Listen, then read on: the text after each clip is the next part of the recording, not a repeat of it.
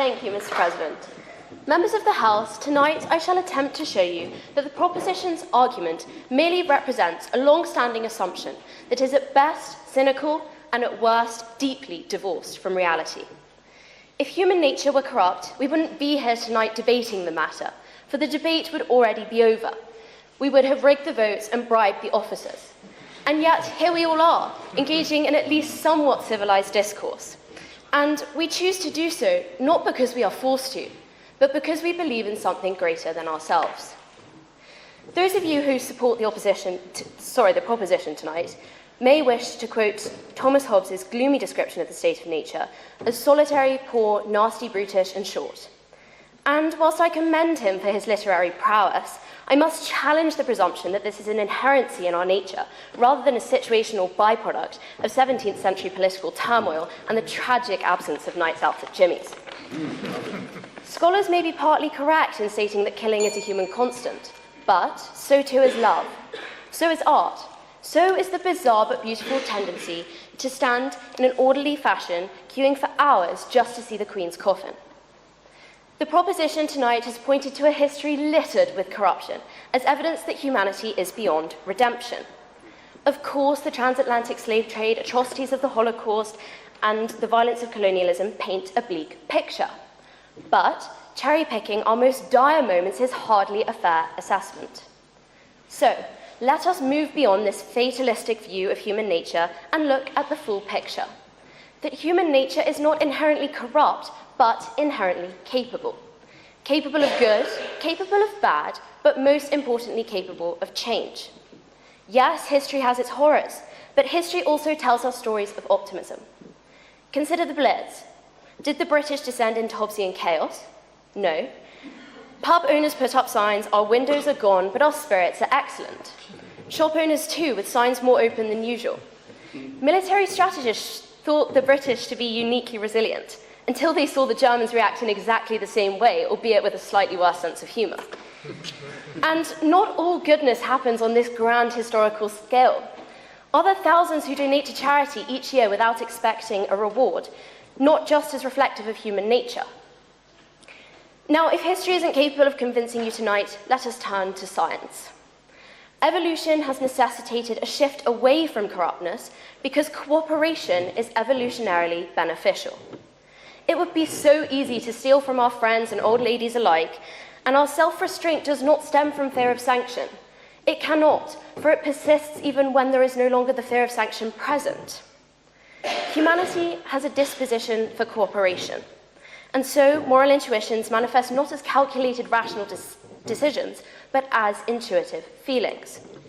If people around us were rational calculators, they would sometimes behave and sometimes cheat. But clearly, moral feelings drive behaviour in a way that opposes instrumental benefit. Morality has become so deeply ingrained in our beings that it is now an inherent part of our existence. Hence, sociopaths have no difficulty in determining which of their actions violate moral rules. And now to bonobos, our closest relatives, sharing almost 99% of our DNA. They often demonstrate morality in the absence of religion or law. They comfort the distressed and they share food with strangers without expecting reward. If bonobos, who are so genetically similar to us, display natural tendencies towards kindness, how then can the proposition argue that corruption is our default state? Human beings possess an innate capacity for both good and bad, with the ability to choose the path of kindness or to momentarily deviate from what we know to be right. Tonight, the proposition has not merely argued that humanity is capable of corruption, but that we are innately corrupt. And it is here that they make a fundamental category error, mischaracterizing mistakes as inevitability. Corrupt acts are blunders, flaws in imperfect beings, yes, but not a defining trait of our nature. Humanity does stray, but to stray itself implies a path from which to stray, a moral compass that guides us back to where we belong. To claim otherwise is a sweeping generalization, reducing human experience to a stereotype of a supposedly universal human will. Regardless, if corruption truly was our natural state, why does it spark such outrage? Why do we not accept it as simply as we accept that birds fly and fish swim? The answer is simple. It is because it is not in our nature. We resist corruption because it is not who we are, it is what we sometimes do. If, as the proposition have stated, corruption is defined as a deviation from moral principles, we must then ask whose moral principles? Our ethical standards are not objective. They are an improvisation, shifting over time. If corruption is subjective, it is then a logical fallacy for it to be an inherent part of our nature.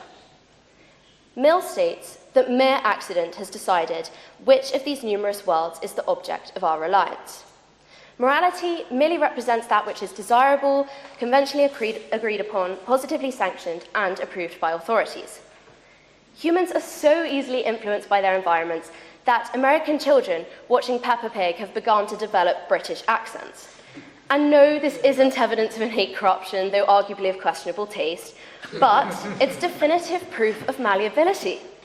And morality is no different. As Locke stated, we are born as blank slates and gradually written on by experience. We may be corruptible, but we certainly do not have a nature which is automatically corrupt.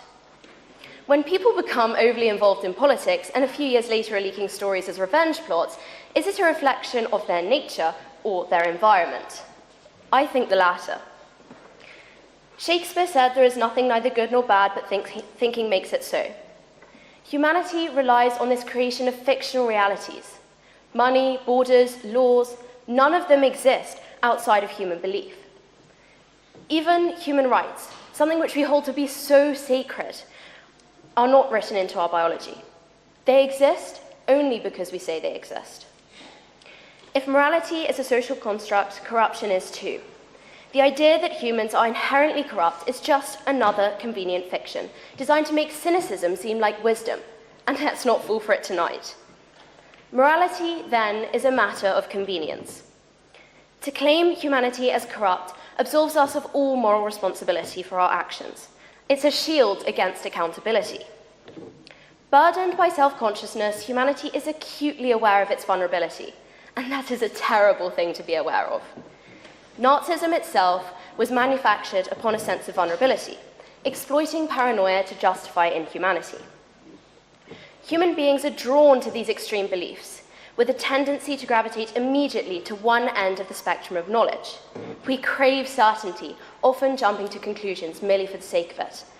And to say that human nature is corrupt is the easiest conclusion of them all. But this does not represent logic.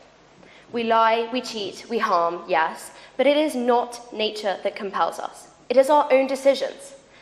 And yet the proposition wants to comfort you by saying that we are powerless against some inherent flaw rather than admitting the truth. Corruption is not an inevitability, but a choice. So, to conclude, what have we learnt tonight? Well, firstly, that contrary to what the proposition may say, standing on this side of the dispatch box is not to say that human beings do not engage in corrupt acts, nor that we are perfect, possess inherent knowledge of an objective reality, or that all men are saints. Instead, it is to see human beings as blank slates, just as likely to produce moral acts as they are corrupt ones. It is to say that human nature is neither inherently corrupt nor inherently virtuous, but that it is inherently adaptable. The danger here is not corruption, but is belief in our own corruption. It is the dictator's tool, the cynic's excuse, and the reason your mate still owes you a pint from 3 years ago. So I urge you, honourable members, to reject the fatalistic view of humanity as irredeemable. No, we are not perfect, but imperfection is far from inevitable doom. We are better than we give ourselves credit for. To say that human nature is corrupt is to ignore the evidence of our daily lives, the lessons of history, and the findings of science. So, with that, I urge you to side with us, the opposition, in promoting optimism over fatalism. Vote for reality over rhetoric and for nuance over nihilism. And if you disagree, well, perhaps that's just because it's easier than taking responsibility for your own actions. Thank you.